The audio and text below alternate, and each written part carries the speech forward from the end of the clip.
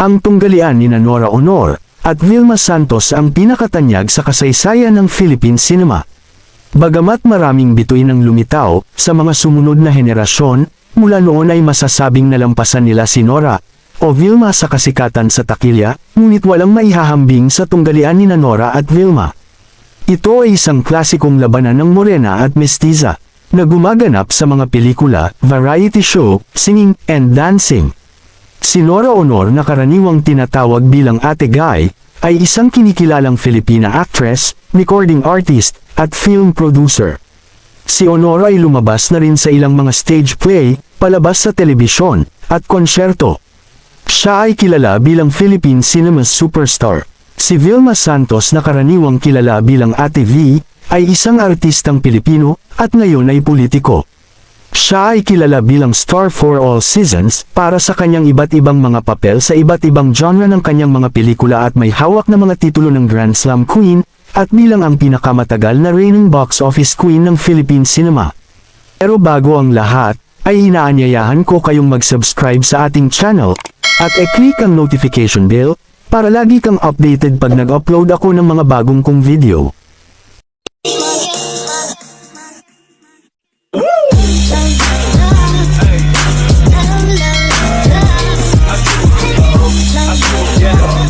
Hindi sa'yo. Ano pinagmamalaki mo? Katawan lang yan. Saan magaling yan? Sa putik? Putik na ako, pero kahit ganito ako, nagsisimba ako at ang sabi ng nasa itaas ng sala sa lamig, sala sa init, iniluluwa ng langit, isinusukan ng Diyos. Si Rosa Vilma Tuazon Santos Recto, ipinanganak noong 3 ng Nobyembre taong 1953, ay isang Pilipinong artista at politiko. Tinaguriang star for all seasons sa Philippine showbiz. Kilala siya sa kanyang kakayahang umarte sa iba't ibang genre ng pelikula at telebisyon sa Pilipinas. Si Vilma Santos Recto ay kasal kay Senator Ralph Recto. Mayroon silang isang anak na may pangalang Ryan Christian. At mayroon din siyang isang anak si Luis Manzano mula sa dati niyang asawa, ang aktor na si Edo Manzano. Si Vilma Santos ay itinuturing na pinakamatagumpay na Pilipinong artista sa pelikula at telebisyon. Siya ay tinanghal na pinakamagaling na artista sa pelikula ng Pilipinas para sa mga taong 2000 hanggang 2020 ng Philippine Entertainment Portal. Ito ay dahil sa sunod-sunod na award-winning ni Ate V, gayon din sa sunod-sunod na box office sa loob ng halos 6 na dekada. Ang pakikipagsapalaran ni Vilma sa politika ay naging dahilan upang siya ay mag-semi-retire sa show business noong huling bahagi ng 1990s. Ngunit siya pa rin ang lumabas bilang aktres na may pinakamaraming bilang ng Local Best Actress Award sa ngayon.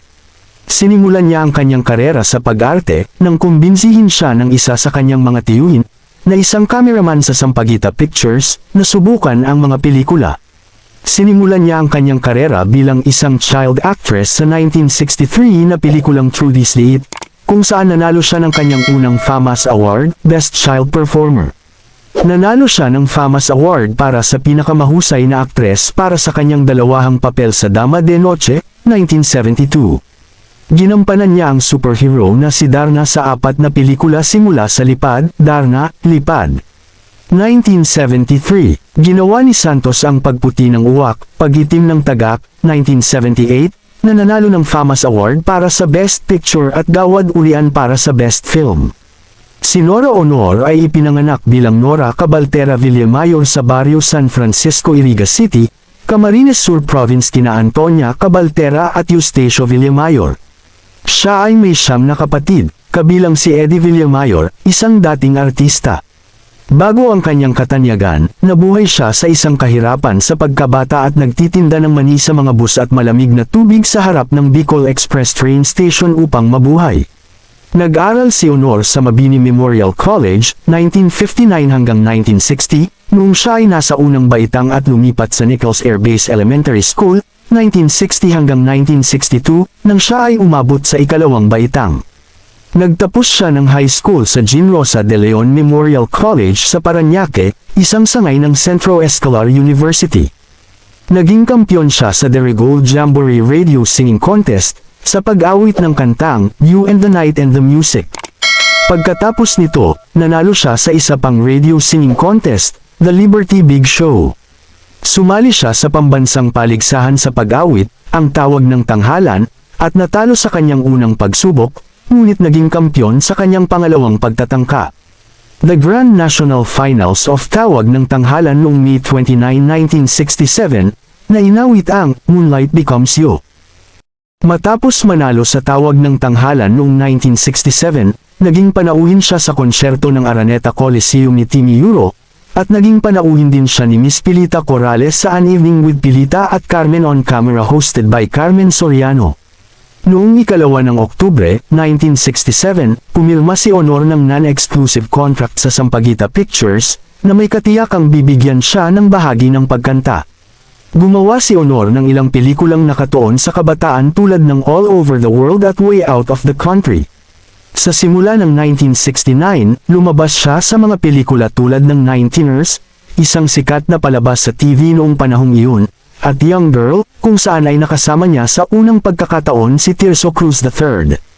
Ang Tower Records ay nagbigay kay Honor ng kanyang unang pagbibidahang papel kasama si Tirso Cruz III, ang The Musical Teenage Idols ng Tower Productions, sa direksyon ni Artemio Marquez, ay ipinalabas noong ika-23 ng Setyembre taong 1969. Ang Superstar, ang musical variety show ni Honor, ay nagsimulang ipalabas noong 1967, at kalaunan ay hahawak ng record bilang ang pinakamatagal na musical variety show sa Philippine Primetime TV. Nagpatuloy si Honor sa paggawa ng mga teeny bopper na pelikula kasama si Tirso Cruz III. Kilala sila bilang Guy at Peep sa kanilang mga tagahanga.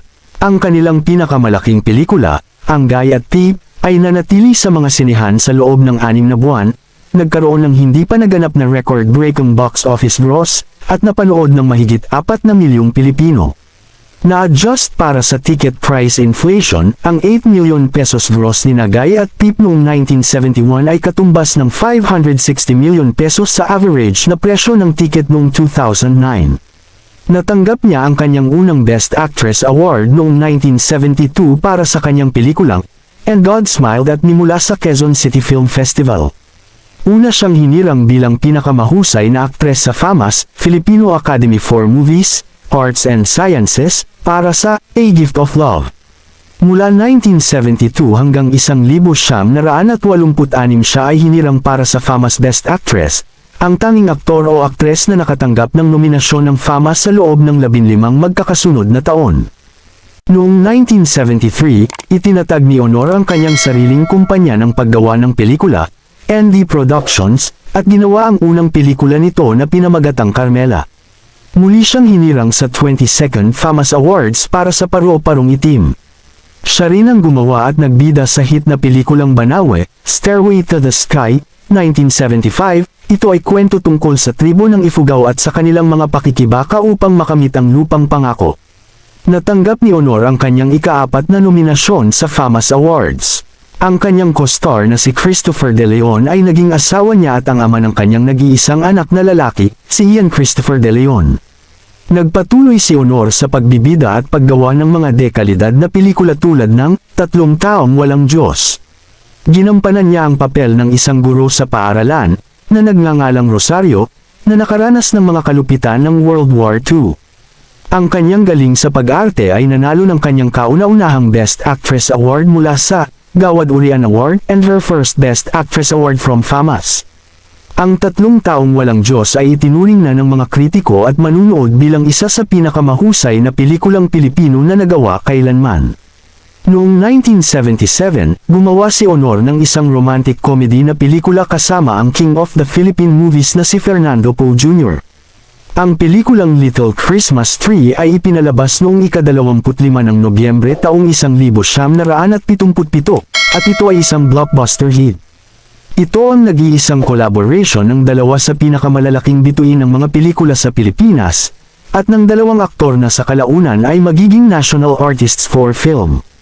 Noong ika-25 ng Desyembre taong 1977, ang kanyang pelikulang, Bakya Mo Neneng, ay ang opisyal na entry ng JE Productions sa 1977 Metro Manila Film Festival. Siya ay ipinares sa aktor ng pelikula na kalaunan ay naging presidente ng Pilipinas na si Joseph Estrada. Ang kanyang pelikulang Atsay ay isang opisyal na entry sa 1978 Metro Manila Film Festival. Isa ito sa 2 best entries ng film festival kasama si Rubia Servio sa direksyon ni Lino Broca. Si Atsay ang nag-iisang pelikulang nanalong Best Performer sa kasaysayan ng Metro Manila Film Festival.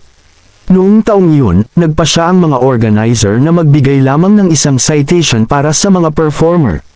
Noong 1980s ang kanyang unang pelikula, ay Nakaw na Pag-ibig kasama sina Hilda Coronel at Philip Salvador.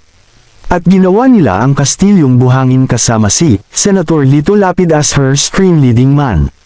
Ang pelikula ay naging isang monster hit. Taong 1982 kung saan ginampanan ni Honor ang papel ng isang dalaga na nagsasabing nakita niya ang Birheng Maria sa pelikulang Himala. Ang pelikula ay nanalo ng Best Picture, Best Actress for Honor, Best Director for Ishmael Bernal, at 6 na iba pang parangal sa 1982 Metro Manila Film Festival. Ang pelikula ay naging kauna-unahang pelikulang Pilipino na napabilang sa competition section ng prestihiyosong Berlin International Film Festival at nakatanggap ng maraming internasyonal na parangal tulad ng Bronze Hugo Awards, 19th Chicago Film Festival 1,983 winner, Asia Pacific Film Festival Special Achievement para sa Best Depiction of Socially Involved Religion, 1983, at Best Asian Pacific Movie of All Time, CNN Apps Viewers' Choice Award, 2008. Noong 1994, nakatanggap si Honor ng Lifetime Achievement Award mula sa Film Academy of the Philippines. Siya ang pinakabatang nakatanggap ng espesyal na parangal na ito. Noong 1995, gumanap si Honor sa panibagong matagumpay sa takilyang biographical na pelikulang, The Floor Contemplation Story, tungkol sa Filipino domestic worker na si Floor Contemplation na binitay sa Singapore dahil sa umano'y pagpatay sa kapwa niya kasambahay. Ang kanyang pagganap sa The Floor Contemplation Story ay nakakuha ng kanyang unang internasyonal na pinakamahusay na aktres na mga parangal mula sa Cairo International Film Festival. Nakapag-release si Honor ng mahigit 360 singles at nakapagtala ng mahigit 200 kanta at mahigit 50 albums.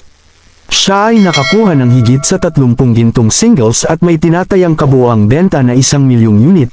Ang cover ni Nora ng Pearly Shells, 1971, ay isa sa pinakamabentang singles sa Pilipinas. Dahil sa isang botched cosmetic surgery sa Japan noong 2010 habang ini-endorso ang isang cosmetic surgery clinic na nakabase sa Shinaigawa at Makati, nasira ang kanyang vocal cords at hindi na siya nakakanta dahil sa paralysis ng kanyang kaliwang vocal cords. Maraming salamat sa muling panunood, hanggang sa dulo ng aking video.